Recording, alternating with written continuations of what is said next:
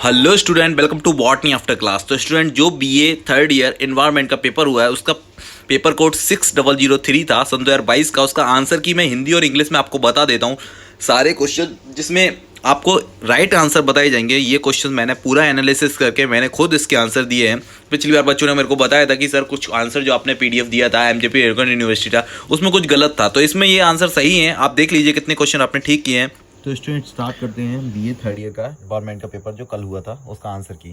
देखिए, मैनोग्रेव वनस्पति पाई जाती है तो ये पश्चिम बंगाल में पाई जाती है। आपको बता दूं मैं कि ये गंगा जमुना के डेल्टा में पाई जाने वाली डेल्टा क्षेत्रों में पाई जाने वाली वनस्पति होती हैं। ठीक है, तो इसमें से कौन सा पर्णपाती वृक्ष नहीं है? तो ये बाकी सब हैं, देवदार नहीं है। ठीक है, उसके बाद में आता है सर्वाधिक भारत में सर्वाधिक मात्रा में खेती। तो आपको पता है 34% चावल की खेती होती है। फिर आता है भारत में जैव विविधता दिवस मनाया जाता है तो 22 मई को मनाया जाता है। सबसे कम जैव विविधता पाई जाती है तो जल तंत्र में होती है। फूलों की घाटी उत्तराखंड से रिलेटेड है। फिर आता है एक मौन क्षेत्र तो अस्पताल होगा शांत। विटामिन सी ये सभी में पाया जाता है। भोपाल गैस त्राई आपको पता है 2 दिसंबर 1984 में हुआ था। उसके बाद में आता है किस परितंत्र में ऊर्जा का प्रमुख स्रोत? तो सूर्य होता है, कोई सा भी परितंत्र हो। ठीक है, आधारी सूर्य है उसका। फिर आता है कितने प्रतिशत जनसंख्या प्राथमिक रूप से कृषि पर निर्भर करती है? तो 70% होता है ये। फ्लोरा शब्द का संबंधित है, फ्लोरा शब्द पौधों से संबंधित है। उसके बाद में आता है कि इस्लाम क्या है? तो झुग्गी झोपड़ियों के लिए इस्लाम की यूज किया जाता है। फिर इसके बाद में आता है कि पीली क्रांति किस तत्व से है? तो तेलीय पौधों से संबंधित है, तेल की क्रांति है। कौन सा एक शाकाहारी नहीं है? तो इसमें मेढक है। उसके बाद में आता है कौन सा पारंपरिक ईंधन है? तो इसमें उपरोक्त सभी जो ईंधन है ये पारंपरिक हैं। उसके बाद में आता है भूकंप नापने के लिए तो आपको रिएक्टर पैमाना होता है। फिर आता है भारत का सबसे दूषित शहर, तो आपको बता दूं दिल्ली है। ठीक है, उसके बाद सबसे स्वच्छ साफ आएगा तो वो हैदराबाद आएगा। ठीक है, इसके बाद आता है कि टेहरी बांध, तो आपको बताऊं भागीरथी पर 44 किलोमीटर लंबा ये बांध हुआ जो है। इसके बाद में आता है किस भविष्य का ईंधन कहा जाता है? तो हाइड्रोजन जो होता है आपको पता है कि जो हमारे परिवहन मंत्री हैं उन्होंने अपनी गाड़ी को हाइड्रोजन फ्यूल से चलाना स्टार्ट भी कर दिया है। ठीक है, अब इसके बाद में आता है ऊर्जा का साफ सुथरा स्रोत, तो आपको पता है कि सोलर प्लेट सबसे शुद्ध और साफ है। फिर देखिए नेक्स्ट, ऊर्जा का नवीनीकरण कौन सा स्रोत है? तो इसमें वायु पवन ऊर्जा है जो विंड एनर्जी है। उसके बाद में आता है जैव विविधता के लिए मुख्य खतरा है, तो आपको सभी ये खतरे हैं। उसके बाद में आता है भारत के किस राज्य को वन प्रतिशत सर्वाधिक है? तो आपको बता दूं मध्य प्रदेश में सर्वाधिक वन पाए जाते हैं। अगर यहाँ पे आएगा भारत में वन्य जीव रक्षा अधिनियम कब पारित हुआ था? 9 सितंबर 1972 में हुआ था। ठीक है, तो याद रखना ये। कोयला जब हवा में जलता है तो आपको उत्पन्न होता है। देखिए, जब कोयला हवा के साथ जलता है तो कार्बन मोनोऑक्साइड नहीं देता। ठीक है, जब वो जलने के बाद में जो हल्का सा आग फेंकता है, ठीक है, वो धुआं नहीं फेंकता, तब वो कार्बन मोनोऑक्साइड देता है। उसके साथ साथ वैसे वो कार्बन डाइऑक्साइड देता है वायु के साथ में। जब वो जलता है ऑक्सीजन के साथ में तो वो कार्बन डाइऑक्साइड देता है। इसका आंसर ये सही होगा। काफ़ी अच्छे ये लिख के आए हैं, इसलिए मैंने ये लगाया था यहाँ पे। पृथ्वी ओजोन दिवस मनाया जाता है तो ये कब से मतलब दिखाई दिया था ओजोन? तो 600 मिलियन वर्ष पहले से ये। ठीक है, प्रोजेक्ट टाइगर आपको बता दूं 1 अप्रैल 1973 में स्टार्ट हुआ था। जैव विविधता का समृद्ध है तो ये उष्णकटिबंधीय क्षेत्रों से संबंधित है। ठीक है, समृद्ध है यहाँ पे बहुत ज़्यादा। खरीफ की फसल तो आपको जून और अक्टूबर में बोई जाती है, बरसात में, क्योंकि बरसात के मौसम में मानसून में बोई जाने वाली फसल है। उसके बाद बताए रबी की फसल, तो आपको बताऊँ अप्रैल से स्टार्टिंग हो जाता है इसका। फिर आता है कौन सा जायद का फसल है? तो खीरा ककड़ी और उसके खीरा ककड़ी। उसके बाद में आता है तरबूज खरबूज, ये सब क्या है? जायद की फसल है। फिर आता है ओजोन छिद्र सर्वाधिक स्पष्ट दिखा है तो ध्रुवों पर स्पष्ट होते हैं। ठीक है, इसके बाद में हरित क्रांति से संबंधित है, कृषि से संबंधित है। दुग्ध उत्पादन के लिए कौन सा? तो वो यूएसए सबसे टॉप पे होता है। उसके बाद में चाइना। ठीक है, परिस्थिति तंत्र में सबसे छोटी इकाई तो आपको बताया जैव मंडल ही होगा।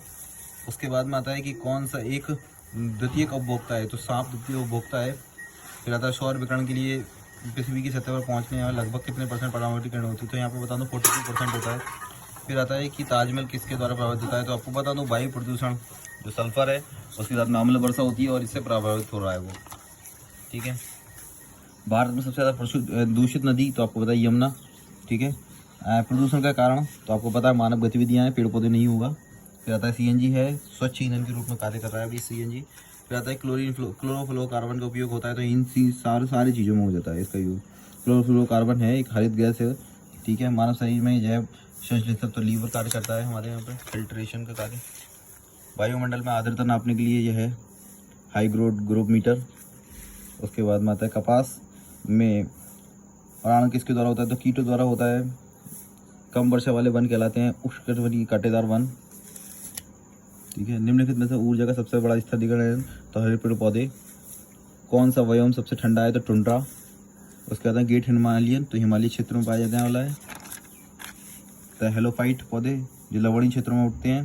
सामान्य वर्षा का पीएच 5.6 या 5.7 समथिंग होता है। ये 5.5 भी दिखाता है कहीं कहीं, लेकिन यहाँ ऑप्शन नहीं था इसलिए हमने लगाया था। सभी खाद्य श्रृंखलाओं में प्रारंभ होने वाली है तो प्रकाश संश्लेषण से होता है। स्टार्टिंग वहाँ से होता है। भारत में वन सर्वेक्षण प्रारंभ हुआ था तो आपको बता दूं 1 जून 1981 से स्टार्टिंग है। ठीक है। टेडपोल सांस लेता है। टेडपोल क्या पता है आपको, लंग्स होते हैं और उसके बाद में उसके गिल्स भी होते हैं, बट गिल्स काम नहीं करते इसलिए वो लंग्स से सांस लेता है। ठीक है। पिता निम्नलिखित में सेमेट्री चक्र क्या होता है तो ये फास्फोरस चक्र को सेमेट्री चक्र में नाम से दिया जाता है। एकल वृक्ष संख्या का तो हमेशा उल्टा होता है, एक सिंगल उसका पिरामिड। परिस्थितिक अनुक्रम कितने 2 होते हैं इसमें। बैक्टीरिया को तो बैक्टीरियोफाइट जो गंगा जी में पाए जाते हैं, गंगा में पाए जाने वाले ये इसी के कारण वो दूषित नहीं होता गंगा जल बहुत जल्दी से। वन अनुसंधान केंद्र कहाँ है तो देहरादून होता है, जिसका वन मनुष्य विस्तार के एम मुंशी द्वारा किया गया था। ठीक है। ओजोन परत, थर्मोफियर। उसके बाद में बंजर भूमि का बदलने के लिए क्या किया जाएगा तो यहाँ पे दोनों के ऑप्शन सही हैं। कभी कभी यहाँ पे भी दिखाई गया ये, बट मेरे को लगता है ये इस बच्चा संचय सबसे अच्छा है। विश्व पर्यावरण दिवस 5 जून आपको पता होना चाहिए। वन महोत्सव ये मुंशी जी ने बताया था, मैंने बताया था आपको 1950 से आरंभ किया गया था। फिर आता है यहाँ पे किस राज्य के पास सबसे कम वन है तो हरियाणा के सबसे कम होता है। स्वच्छ भारत अभियान 2014 में स्टार्ट किया गया था। उसके बाद परिस्थिति पिरामिड की पहली बार किसने विकसित किया था तो ये है 1927 में चार्ल्स एंडर ने किया था। फिर देख लिया अम्लीय वर्षा का मुख्य कारण तो आपको पता है कि वायु प्रदूषण होता है। इसके बाद में भारत में चाय का सबसे बड़ा तो आसाम है। फिर आता वन्य जीव संरक्षण में शामिल है, 5 अध्याय हैं इसमें आता है। फिर देखिए वायु अधिनियम के प्रदूषण में शोर में शामिल होता है 1987। उसके बाद में आता है विश्व में महिलाओं की जनसंख्या की लगभग 1/3 है, 1/3 है, और यहाँ पर ऑप्शन नहीं है तो 1/2 इसलिए ऑप्शन किया था। फिर बांग्लादेश में प्रवेश के लिए गंगा नदी किस नाम से जाती है तो पद्मा नाम से स्टार्ट हो जाती है गंगा जी, जो बांग्लादेश में पहुंच जाती है। फिर आता है मुख्य रासायनिक अनुसंधान किया तो यहाँ फ्लोरोक्लोरोफ्लोरोकार्बन। उसके बाद में जल प्रदूषण का मुख्य कारण क्या है तो उपयुक्त तो सभी आएगा यहाँ पे। भूताप का कारण तो CO2 होता है, हमेशा याद रखना। परिस्थिति तंत्र में ऊर्जा का परम स्रोत क्या है तो सूर्य है। रहता है सर्वाहारी का यहाँ पे उदाहरण तो भालू होगा। परिस्थिति तंत्र में ऊर्जा का प्रवाह एक ही दिशा में होता है। फिर आता है विश्व जल दिवस 22 मार्च को मनाया जाता है। सबसे बड़ा भारतीय मरुस्थल तो Thar, the great desert Thar. फिर होता है कौन सी एक प्राकृतिक गैस नहीं है तो आपको बता दूं देखिए ये प्राकृतिक गैस में CO2 पाया जाता है, N2O पाया जाता है, CH4 पाया जाता है, परंतु C2H4 नहीं पाया जाता। तो ये होगा इसका आंसर बी। निम्न से कौन सा ताजमहल का तो आपको बताऊं सल्फर, मैंने बताया सल्फर डाइऑक्साइड। फिर आता है पीने के पानी को क्लोराइड तो ये क्लोरोसिस। ठीक है। जल में अधिकतम कठोरता का कारण CO3। फिर आता है निम्नलिखित में से कौन सा 6 ऊर्जा का नुकसान तो यहाँ पे अविश्वसनीय आपूर्ति।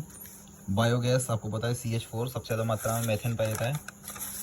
फिर आता है स्थिरीकरण का तो यहाँ पे कोची का 100% वो जो हवाई अड्डा है वो क्या है सौर ऊर्जा से रिलेटेड है, अभी स्टार्ट हुआ था।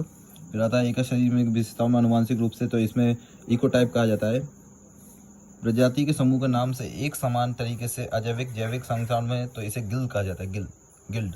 ठीक है। निम्न में से कौन सा जीव मल खाता है तो गोबर बीटल। निम्न में से कौन सा तो यहाँ पे ये सही होगा पहला वाला आंसर। फिर आता है क्योटो प्रोटोकॉल के आधार पर एजेंडा है तो ग्रीन हाउस गैस का मानव जनित नियंत्रण करना।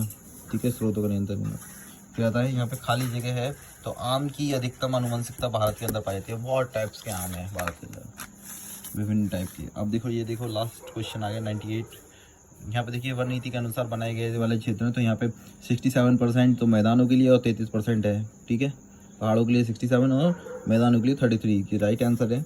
उसके बाद में देखिए भारत में घास के मैदान तो आपको पता है 24 होता है, यहाँ पे ऑप्शन नहीं दिया है इसलिए 22 लिख दिया। अब इसका आंसर आप बताएंगे मेरे को कमेंट बॉक्स में। Thank you for watching. अगर वीडियो अच्छा लगा हो तो अपने दोस्तों को शेयर कीजिए और इस 100 क्वेश्चंस का आंसर मेरे को बता दीजिए कि आपने क्या किया है, उसका राइट आंसर क्या होगा। थैंक यू स्टूडेंट, अपने दोस्तों को भी शेयर कीजिए हमारा video. Thank you for support.